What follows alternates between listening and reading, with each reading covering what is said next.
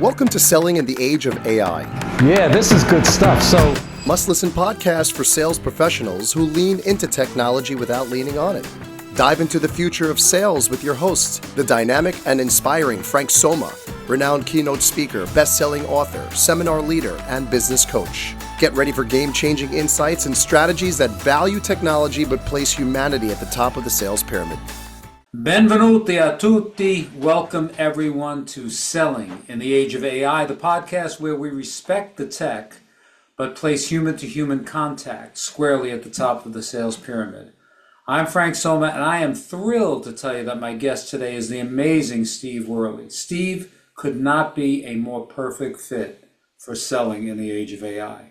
He's the founder of Closable.ai, where he helps sales teams and business owners turn unpredictable pipelines into consistent, scalable revenue. A former Army Ranger turned entrepreneur, Steve has built high-performance sales teams that achieve 80% show rates and 50% close rates by combining proven sales leadership with AI and revenue operations. Welcome, Steve. Hey, thanks for having me, Frank. I'm so glad you're here. You got to just, we read the blurb on the business, but, give me the translation. Tell me about what you do for companies and sales teams. Yeah, so very straightforward. What I do is I come in and I look at a sales process and I figure out, where are the sales folks starting to get caught up in some of the things that they shouldn't be doing, or maybe they're not staying on top of what they should be doing, right? Okay. Which happens all too much to all of us within the sales world. Right. And how can we use AI to assist with that? So one of the things I noticed a lot when I was deep in the management of sales teams was how much time it took to give feedback and run through the feedback loop. So that was my introduction to AI and using AI to help assist with the coaching, and trained AI to review sales calls in the way that I do, and took that and I just amplified it. All right. Just started bleeding it down into things like follow-ups or taking a look at the pipeline and figure out where we're not attacking, where we need to be attacking. Because, not all the deals that come through are perfect and close within 7 to 10 days, right? Some of them take quite a bit longer, and there's a sales cycle, and especially depending on the business and the ticket price. So that's what I come in and do. I look at that and figure out how can we get AI to assist and have a second set of eyes with AI to be able to help us follow up, stay on top of the pipeline, have good data, good projections, things like that. I can feel that in the feedback loop, and I've talked to companies that have done that have, calls recorded and AI trained in looking for the things that particular individual who trained that model wants to do. What other areas can you implement AI in to kind of get noise out of my way as a sales professional? Are there other things that you've done that implement an AI strategy in that way? Yeah, absolutely. So the big picture look in depends where all this information lives, right? But ideally, we can get the information from there into AI to be able to analyze in a way that it understands it. Okay. Otherwise, you hit what we call hallucinations within AI. So big picture, any time that we can have AI within the pipelines and able to see the data, it allows us to, before we had AI, we could still track a lot of really great things, right? So we're talking about basically, make sure I'm on the same page with you. Sure. In my CRM, yep. Right? As an old school sales manager, you knew how many phone calls somebody made, how many meetings they had, how many net new meetings, how many new clients they added to the CRM, so on and so forth. Is that the kind of data we're talking about? Exactly. Okay. Yeah, and things like, deal velocity and how long people are sticking around in certain stages and where contacts are getting lost. That's huge. So, yeah. So if we take that information and instead of now just having the information, but having AI analyze those deals that are getting stuck and, providing things like follow-ups where it takes the transcript from the conversation, knows about the offer, is able to draft follow-ups. I'm always a big fan of human in the loop, which means that a human actually will review and, sign off on something before it gets sent out. So anyways, follow-up might get drafted, human approves, sends it, right? Something of that nature would be a way to do it. The other thing is taking a look at the analytics and starting to see, what's happening with the offer as a whole, right? So if we're seeing a lot of very consistent data in terms of how somebody comes into a sales process, where they get stuck and where they come out of a sales process, one, it might change rep to rep. Two, it might be more consistent across the offer. When we can see those things consistent across the offer, we might identify areas where there need to be new assets provided, or some form of something that needs to be done there because there's a gap in the prospect's mind that we have to try to shore up.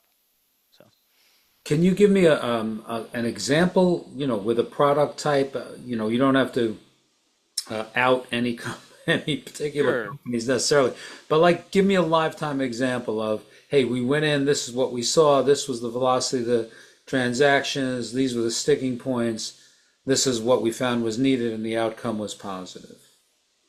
Yeah.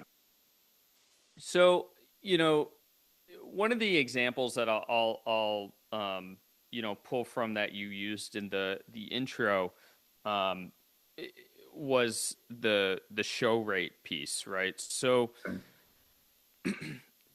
and that's a rather simple one, and I get that, but it's also super easy to explain and to get somebody to Good. understand the power of AI. So we can always dive deep into other examples if you want to, but I like starting in a place where people can just really understand. So, I was on an offer, and I put on an offer manager or a setter manager at one point, SDR manager, to be able to, run that setting team.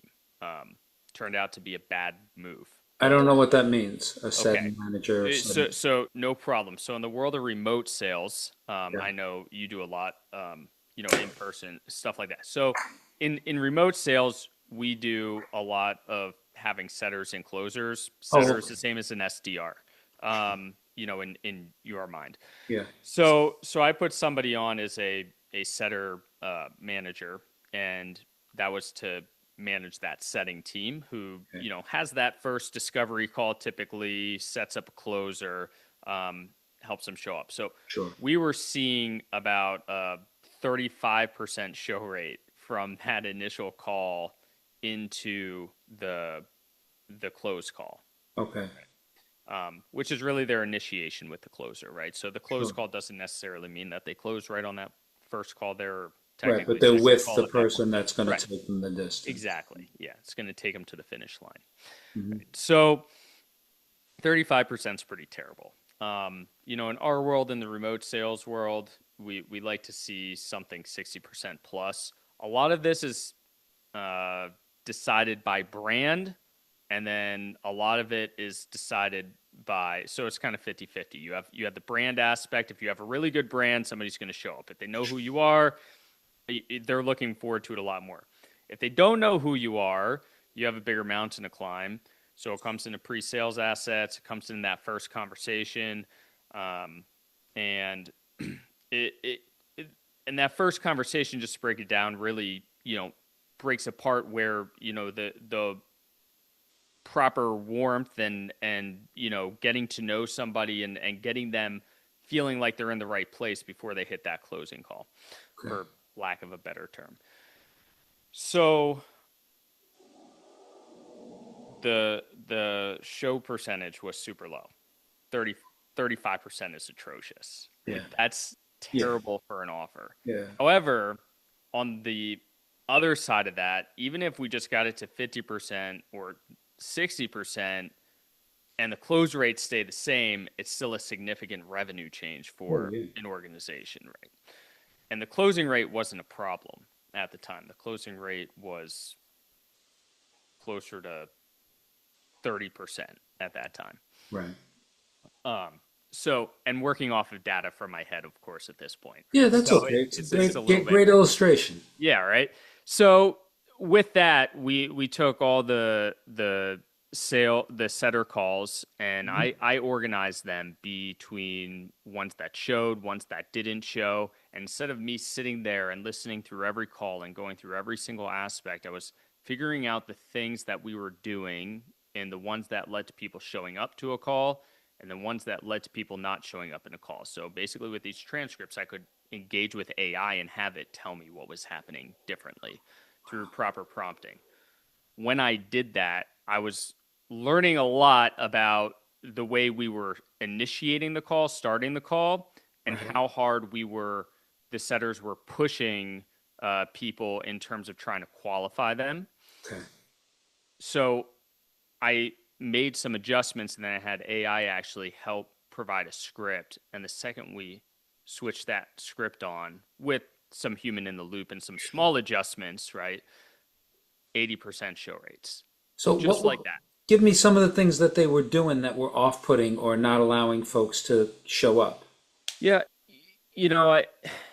the setting team at the time was very heavily financially qualifying people, so it was an investment type of offer, and they were asking how much money's in the bank essentially, and then that was like, this is the first Right. interaction with somebody, so that's just not exactly how we No, want to and go this, about. it's funny because this goes to rapport skills, right? Yeah. And phone setting rapport skills. So, one of the people that was gracious enough to allow me to interview them for my book was the number one salesperson for Tony Robbins International. Yeah.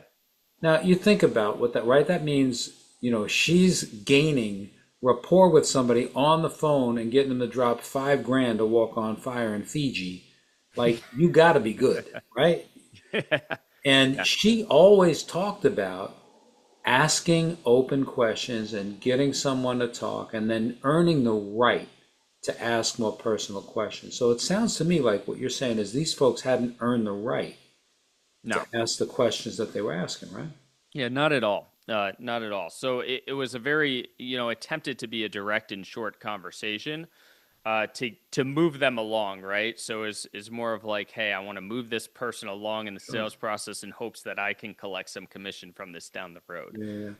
What that led to, I guess in theory, like, hey, I want to be efficient. I want to have more conversations, right? Yeah. And that's an idea for a junior salesperson to have. That's not necessarily the worst idea in their head. Right. However, they don't see what actually happens then down the line in the sales process, which leads to a lot of those never even getting the opportunity and us not being able to get them back on the phone because that first impression was so terrible.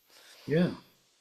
Yeah, I mean it's a difficult thing to do. So as a setter, the things that I have to learn is how can I gain rapport with someone that I've never met before and enough rapport that A, they don't hang up instantly, they want to take the call, and B, that they'll listen to the offer and agree to go on to the next step. So tell me about some of the nuance of that. Like, You know, I, so I'm not a incredibly polished salesperson right. in terms of, and I'll say that in the way that like I haven't been through all the different courses and things like that.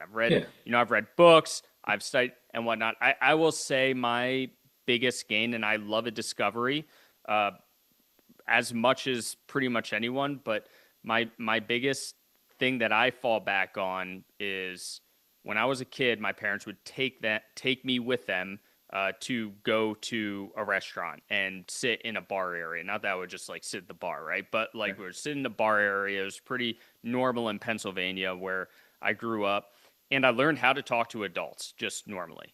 So that's probably my greatest sales training to this day, Yeah. which Yeah. is something that maybe isn't something that everyone gets.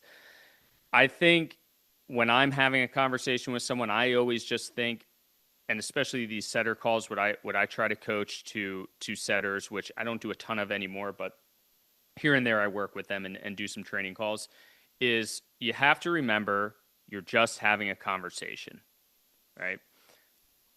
The SDR, the setter, isn't going to have the same leeway that a closer is going to have in terms of holding frame on a call and really demanding that respect and authority at certain points if a prospect's, acting a certain way or not wanting to answer a question. Right. Now, like you said, there's good ways to get somebody to open up. Yeah. A setter just needs to make a good impression with somebody and make sure that they're not the complete wrong person, right? If we're having disqualification issues down the line in the sales process, we can come back and adjust that then in the setter process. But if we overqualify in the setter process, then you end up throwing away good leads too. Yeah, you're losing. That's been studied. So there's lots of data around that. That's fantastic. It's the too much too soon thing. Sometimes when I'm at a convention, I don't even know if I could do this right on the podcast, but if I'm like keynoting a convention, at which I do for real estate, insurance, finance, whatever. Awesome. I can walk in the audience, because I could say you want to gain rapport with someone. This is how you meet someone. This is, tone, pace, right? And I would think with setters, I would want to teach tone, pace, matching, leading, all of these things, right?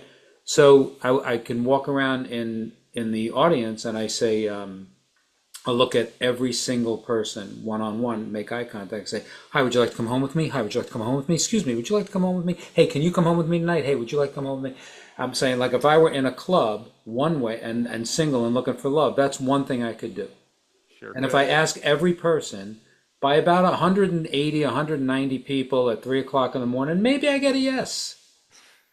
But what we do instead is we say, hey, that's a really, really great scarf you're wearing, and it kind of highlights how well you smile. It makes me happy just to look at you, or whatever people say today. I'm not a single guy. And what am I saying? I'm saying, would you like to come home with me? But what I'm doing is I'm first introducing rapport that allows me to then ask the greater question. And I didn't blow through those 200 leads by saying, we home, right? So it's the same kind of thing. And I love the idea that you can look at what happened on the closing side and see, did we lose people because of a lack of qualification? And do those analytics and then make the adjustment. So tell me more about working with AI and training the models. And can you give me, because people think this is mysterious, like, it's not like training a lion, right? You're not there with a chair and a whip.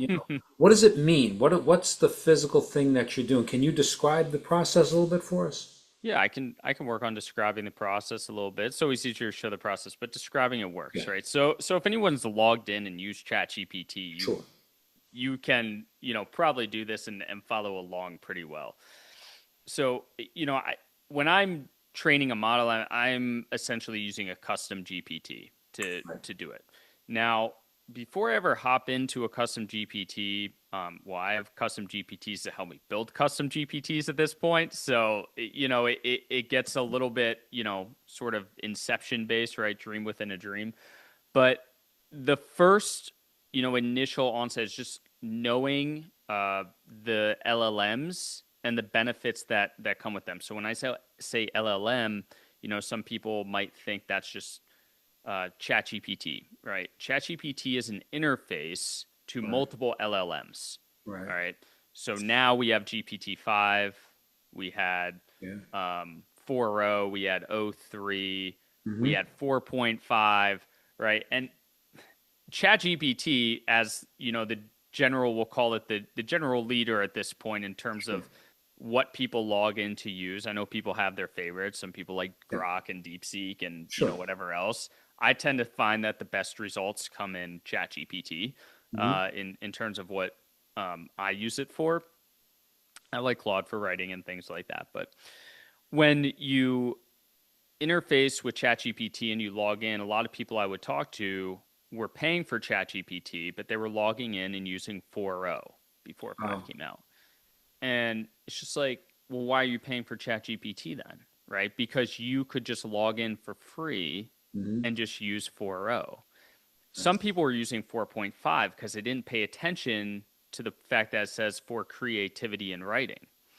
And they were using 4.5 to do fact-based work. And make decisions based on financial data. It's literally that LLM is designed to make things up. So if you try to get it to write a story and create a story, great, and it's going to add things to it and create things, but it's going to do that same thing with data because that's what that LLM was trained to do. Right.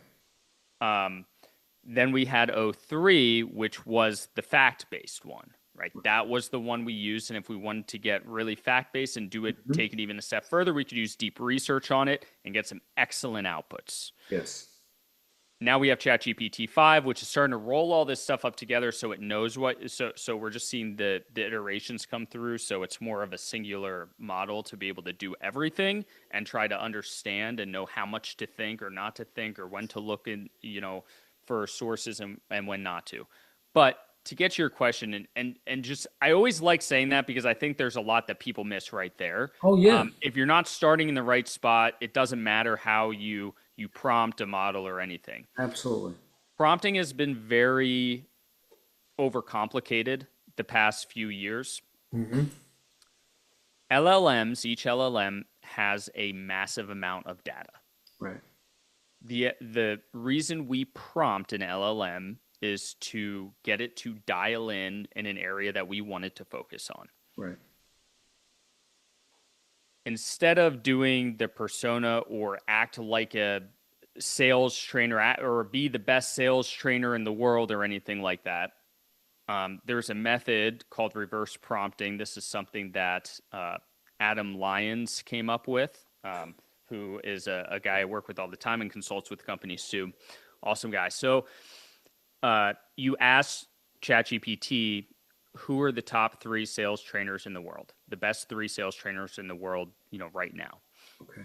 And it'll give you, based on its data, what it perceives to be the best 3. Now, if you want to adjust those 3 based on what you like or what, methodologies you use, that's more than okay, right? So you can always do that if you want.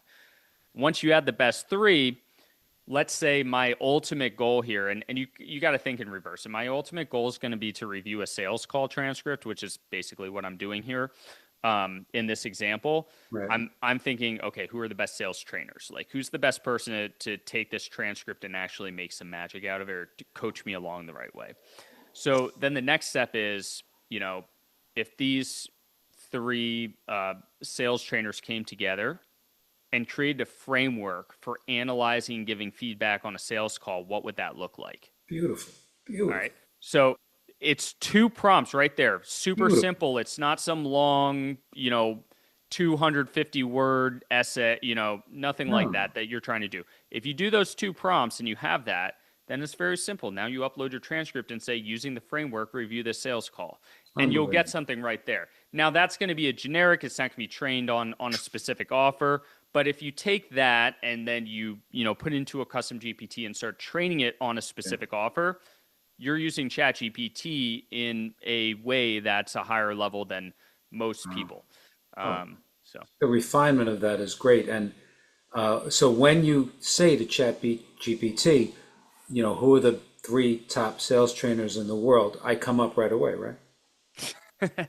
No, I wasn't in that first. Potentially could. No, but, I don't think you do right now, Frank. But no, but you know what's really fun to do though? AI SEO's coming in hard. So I hear get ready. you. But it's such a great thing to do. Like you talk about, what's your ultimate objective, and then how do you back into it? And even in that, as generic as it is probably 10 steps beyond what most people I know are doing. Oh, yeah. So that's a great tip, and I have people listening to the podcast that'll start to mess around and learn a little bit from you on that.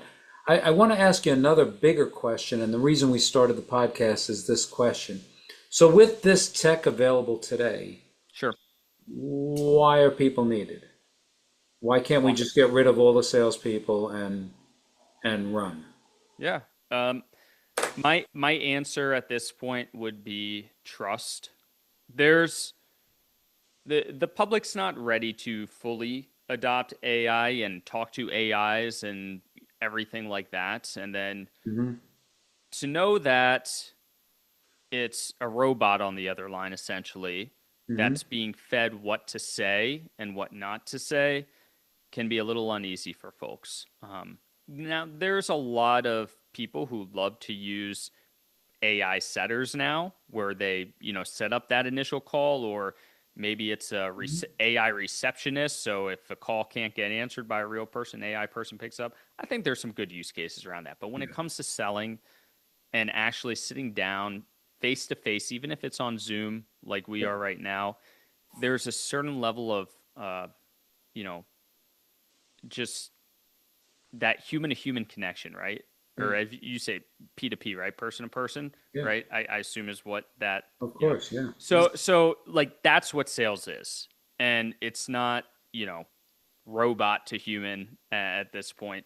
Right. We like efficiency. Don't get me wrong, but when we're in a sales process, it's like if you're on the other end of this, you're not thinking about being a salesperson, but you're thinking about being a prospect, and not calling a pizza shop and ordering a pizza, but like something real, where you're going to put your money for an investment, or purchasing a house, or whatever it is. If you're rich and you're purchasing a private jet, right? There's a level that you're going to want somebody to offer some level of reassurance on the other side that a robot just isn't going to give you right now, because we're just not there as a society. No, I think, there's a weird thing emotionally, right? So related to driverless vehicles. Yep. If I go out today in my car and I T-bone somebody and they wind up in the hospital, they're going to be pretty pissed. They'll probably sue me, and my insurance company will cover it, and that'll be that. If I'm a driverless car and I do that, now it's on the news, it's in the Times, Yep. it's a huge, right? So It is. we expect so much more perfection from a driverless vehicle. They can't make mistakes, Yep. right? People are getting in accidents every 5 seconds around the world, but you don't see it on the news. All you see on the news is, this driverless car got stuck in the middle of an intersection in San Francisco and backed up traffic for It's a level of hours. control, right? Yeah. It's like, even if I know that driverless cars create less accidents, will I ever forgive myself if I cause an accident, my family's hurt, if I'm not the one driving, right? Right, and you won't either way. But like, it's like, if I was in control, that wouldn't have happened. We Yeah. always tell ourselves that. Yeah, it's a big, and they're probably better at it than we are. But the interesting thing is the nuance of communication, right? So what we're talking about is the ability to trust the information that's coming. And I think that's what the salesperson today has. And listen, at the bottom rung, Amazon is a, trillion-dollar company because point and click technology without a person selling me that widget works. But there are so many things that I want, like you're saying, I want that nuance. I want to look at somebody and say, so this really makes sense, and is this what we're doing, and what experience have you had before, and who did you deal with, and how did I get referred to you? All of those, little bit of trust factors that go back to your limbic system of how we approach other humans and what we expect out of them, I think is kind of the answer there, yeah? I agree, and I think that overall it's really hard for us to sit here and predict the future, what happens in 3 years, 5 years, 10 years with this. It's it's insane how fast it's come in the past couple years alone. Yeah. The changes that we've seen kind of come up, and the software's created. But I think there's just an invaluable skill set to everybody, whether you're in sales or you're in anything else, of just being able to use the tools, being able to use AI to help you do a better job. And if you can use it to assist you, and coming back to the example of just going in GPT, one of the things that, I've always preached, I know a lot of people preach, is if you listen to your calls, you will find ways to improve. We don't always have time to listen to all of our calls, right? Like, there's a lot of calls there. We do have time to put all of our call transcripts that are automatically generated into ChatGPT and get feedback from it, and ask it to provide specific word tracks that we use to back up what it's, telling us, so we can see like, oh, wow, I actually said that. Oh, yeah. Right. And it's a much faster way to create a feedback loop just for yourself at the very least. And I just feel like at this point, where we're at, enabling yourself to be the best you can be, you can lean on AI for that a little bit and still be an amazing salesperson, still, carry conversations like we do, without a robot on the sales side of it. So, Man, I think that's great advice to give to a salesperson. I think about myself as a speaker, right? I hired a theater director and gave my keynote in front of a theater director for that same reason. Like, is that what I sound like? Do I hesitate? Am I too New York and not pronouncing my R's when I think I'm being clean? Although when I'm out in the Midwest, they like the New York thing. I don't know what it is, but really? oh my God, yeah. The more good fellas I do, the happier people are. They think it's kind of like when you hear like a British person speak. It's just like, Exactly. this You is think they're great. smart, right? British accent, immediately you give them credit for being smarter than Yeah. you, right? No matter what. It's how we've been culturally developed. And I think the same thing happens on the sales side, right? There is this idea of salespeople and the horrible archetype that the media has created in some instances with the Glenn Garys and the Tommy Boys and the Tin Men and these movie depictions of less than honest, snake oil, if you will, salespeople. Mm-hmm. So I love the idea of trust is where it really makes a difference. I think, Steve, you and I have said this a number of times in a number of different ways. So how do I gain trust?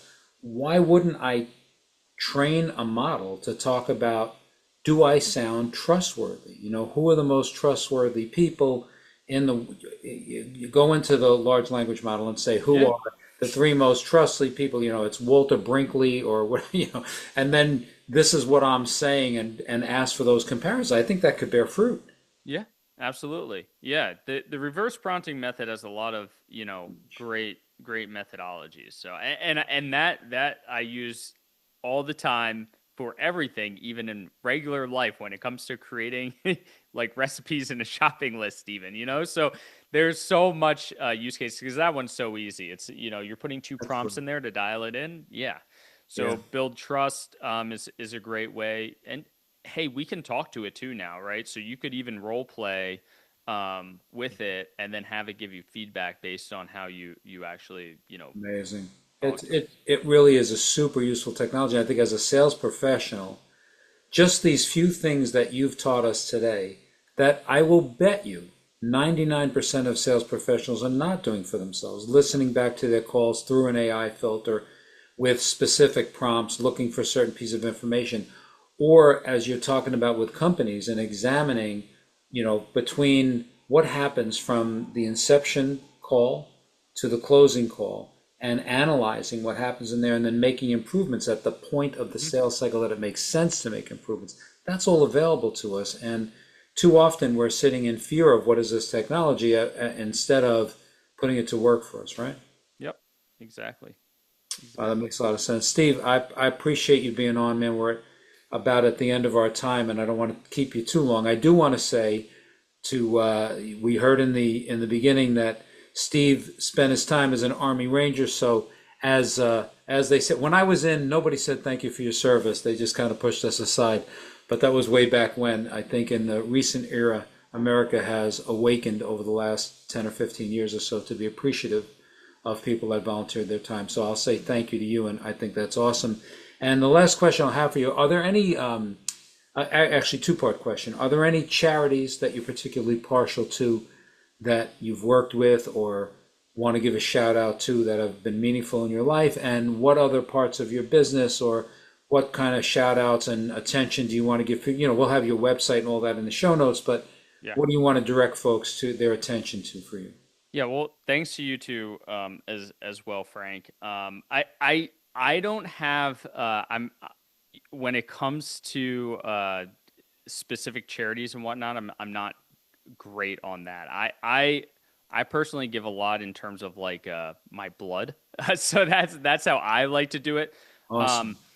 There is one that is escaping me right now. That's a local guy.